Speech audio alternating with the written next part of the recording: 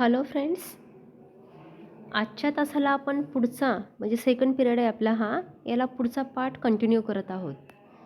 बघा, Kepler's law नंतर येणारा पार्ट आहे किंवा महत्त्वाचं कन्सेप्ट आहे युनिव्हर्सल लॉ ऑफ ग्रॅव्हिटेशन. आता हा जो युनिव्हर्सल लॉ ऑफ ग्रॅव्हिटेशन आहे याच्यामध्ये सुद्धा काही बेसिक फॅक्टर आहे जे की आपल्याला परिचितच आहेत. जसं की बघा, when released from certain height, objects tend to fall vertically downward because of the gravitational force exerted by the earth. एखादी वस्तू जर विशिष्ट हाईटवरून खाली सोडली तर निश्चितच व्हर्टिकली डाऊनवर्ड डायरेक्शनला ती मूव्ह होत असते, म्हणजे खाली जात असते सरफेसकडे. आणि कोणत्या फोर्समुळे घडतं हे सगळं? ग्रॅव्हिटेशनल फोर्समुळे.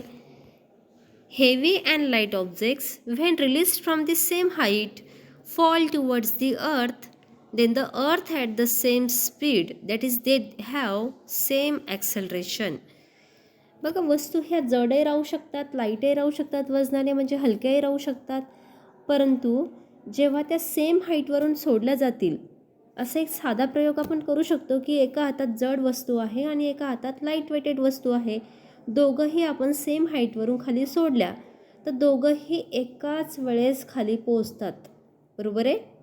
आणि अशा वेळेस त्यांच्यावरचं अप्लाय होणारं ॲक्सलरेशन हे सुद्धा कसं असतं? सेम असतं. When objects are release near the surface of the earth, they always fall down to the ground. That is the earth attract object toward itself. पृथ्वी काय करत असते? वस्तू लाईट असो म्हणजे वजनाने हलकी असो का जड असो, प्रत्येक वस्तूला स्वतःकडे अट्रॅक्ट करत असते. Galileo pointed out that heavy and light objects when release from the same height fall towards the earth at the same speed. सेमच स्पीडने हे दोघंही ऑब्जेक्ट खाली जात असतात, बरोबर आहे. That is they have the same acceleration.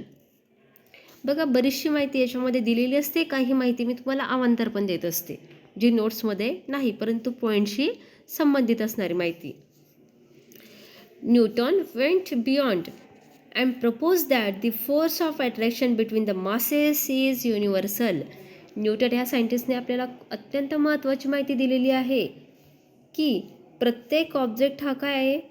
दुसऱ्या ऑब्जेक्टकडे आकर्षिला जातो. That is it is the attraction between masses in universal.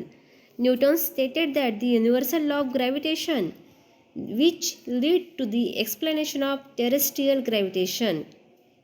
त्याने पुन्हा काय एक्सप्लेन केलेलं आहे? It also explains the Kepler's law, provide the reason behind the observed motion of planets around the sun.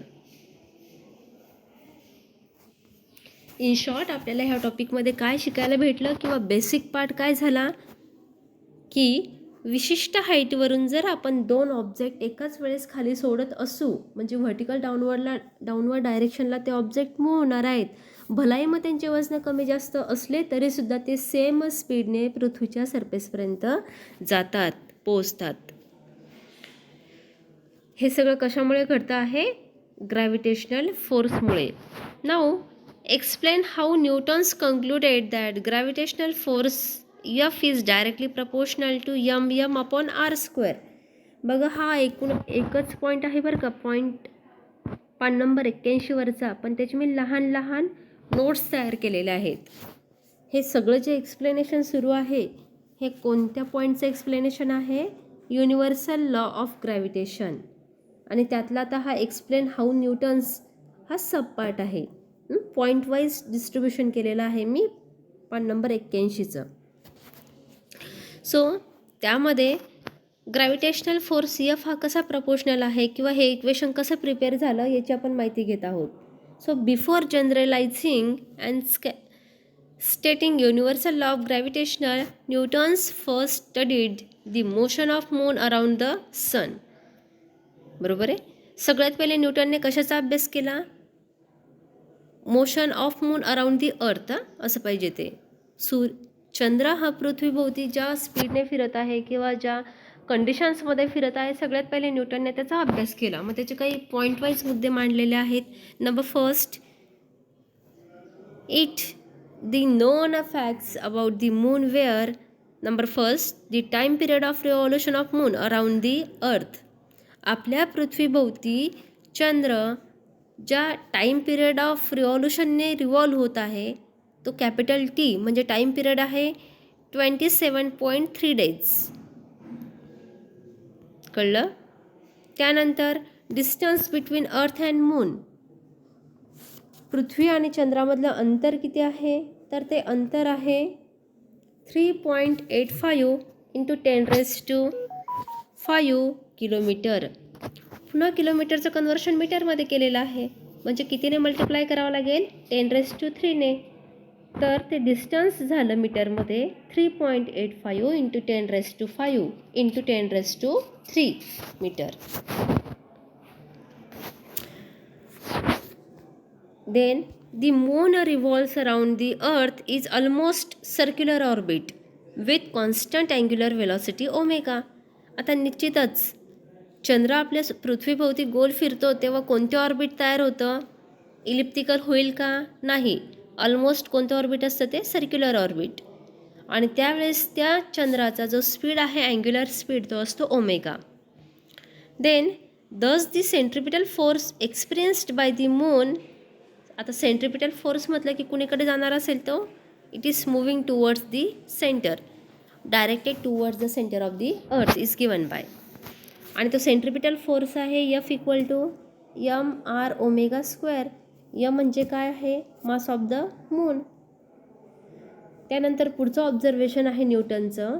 From the Newton's law of motion F equal to ma. आपल्याला माहिती आहे ना न्यूटनचा हा law F equal to ma. आता a म्हणजे काय? Centripetal acceleration. ठीक आहे, त्याचा फॉर्म्युला काय झाला? r². बरोबर आहे. F equal to ma. त्यानंतर फॉर्म्युला ए म्हणजे काय? Centripetal acceleration. त्याचा फॉर्म्युला काय? r². बरोबर आहे. आता ओमेगा म्हणजे अँग्युलर व्हेलॉसिटी. पुन्हा त्याचा फॉर्म्युला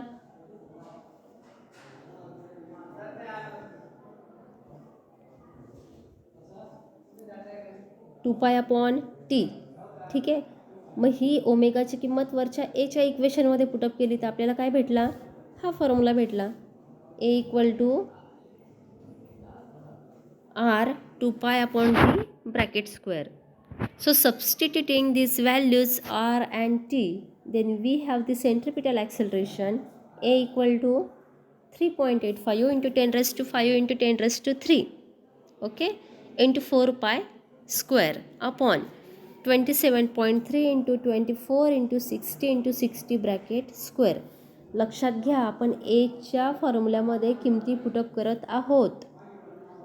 ठीक आहे, आरची किंमत पुटअप केली आणि 2π वर्ग केला तर तो काय झाला? 4π² अपॉन टी म्हणजे चंद्राला आपल्या पृथ्वीभोवती प्रदक्षिणा घालण्यासाठी लागणारा कालावधी, त्याचा काय आहे? वर्ग.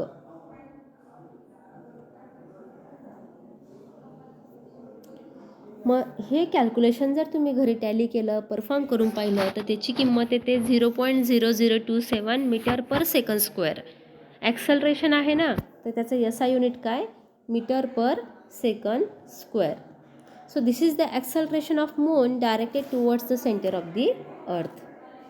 पुढचा मुद्दा आहे this acceleration is much smaller than the acceleration felt by the bodies near the surface of the earth while falling on earth. आता हे जे ॲक्सलरेशन आहे 0.0027 हे फार कमी झालं ना, खूपच स्मॉल व्हॅल्यू आलेली आहे ती. So it is much smaller than the acceleration felt by the body. जेव्हा एखादी वस्तू ही आपल्या पृथ्वीच्या सरफेसवरती पडते तर तिचं घडणारं ॲक्सलरेशन हे सुद्धा वरच्या व्हॅल्यूपेक्षा हे जास्तच असणार आहे.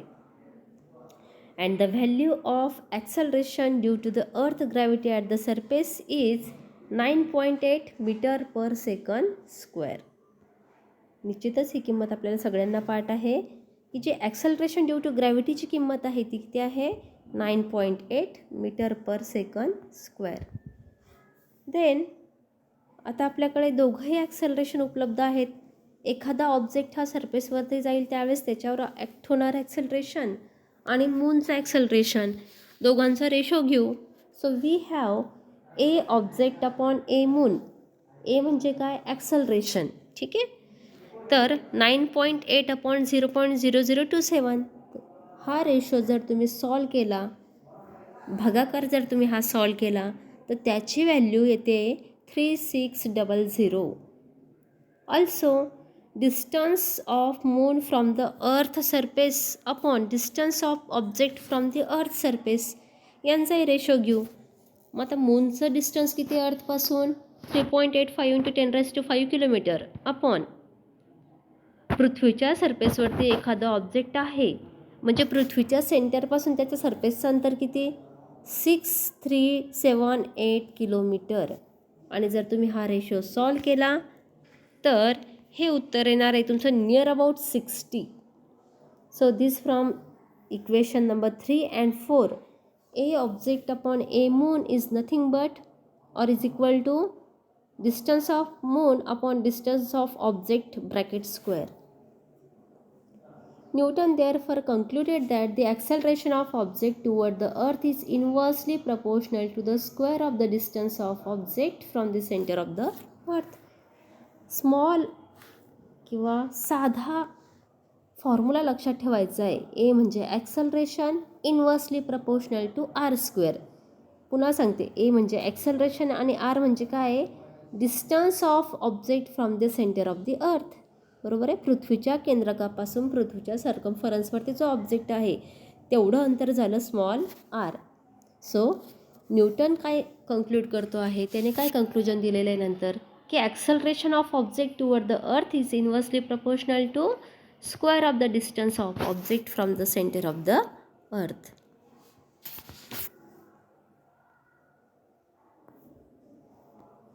त्यानंतर पुढे आपण कंटिन्यू करू. न्यूटनचा सेकंड लॉ काय आहे? H F equal to M A. Therefore the force exerted by the earth on an object of mass M at a distance R from it is. आता जो फोर्स एक्झर्ट होतो आहे, पृथ्वी एखाद्या ऑब्जेक्टवरती force apply करते आहे. समजा त्या ऑब्जेक्टचं मास आहे यम आणि पृथ्वी आणि त्या ऑब्जेक्टमधलं अंतर आहे आर. तर अशा वेळेस तो जो फोर्स आहे एक्झर्ट होणारा is directly proportional to M upon R square.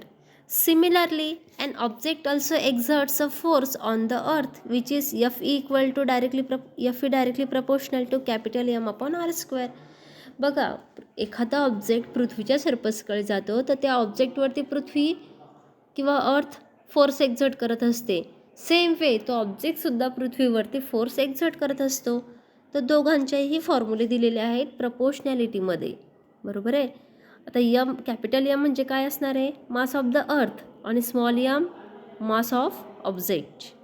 दोघंही एकमेकांवरती फोर्स एक्झर्ट करत आहे. तर पहिला formula F directly proportional to small M upon R square आणि दुसरा F suffix E directly proportional to capital M upon R square. So according to the Newton's third law of motion F equal to F E. दोघंही forces कशा आहेत? सारख्या आहेत. Thus, capital F is also proportional to the mass of the earth. From these observations, Newton concluded that the gravitational force between the earth and an object of mass m is F directly proportional to capital M small m upon r square. So, this is about the universal law of gravitation. सोपा concept आहे परंतु थोडासा लेंदी आहे तो. तर तुम्हाला point wise अभ्यास केला तर चांगलं लक्षात राहील, चांगल्या पद्धतीने पेपरमध्ये लिहिता येईल. ठीक आहे. मग आता याच्यातला पान नंबर 82 वरचं एक्सप्लेनेशन जे आहे ते सुद्धा मी पॉईंट वाईज तुम्हाला देत आहे. न्यूटन्स लॉ ऑफ ग्रॅव्हिटेशन असं आपण त्या पॉईंटला नाव देऊ. आपण वरती बघितलंच आहे की F directly proportional to capital M into small M upon R square. हा फॉर्म्युला म्हणजेच काय आहे? Newton's law of gravitation. त्याचं स्टेटमेंट बघूया सगळ्यात पहिले. Every particle of matter attracts every other particle of matter with a force which is directly proportional to the product of their masses and inversely proportional to the square of the distance between them.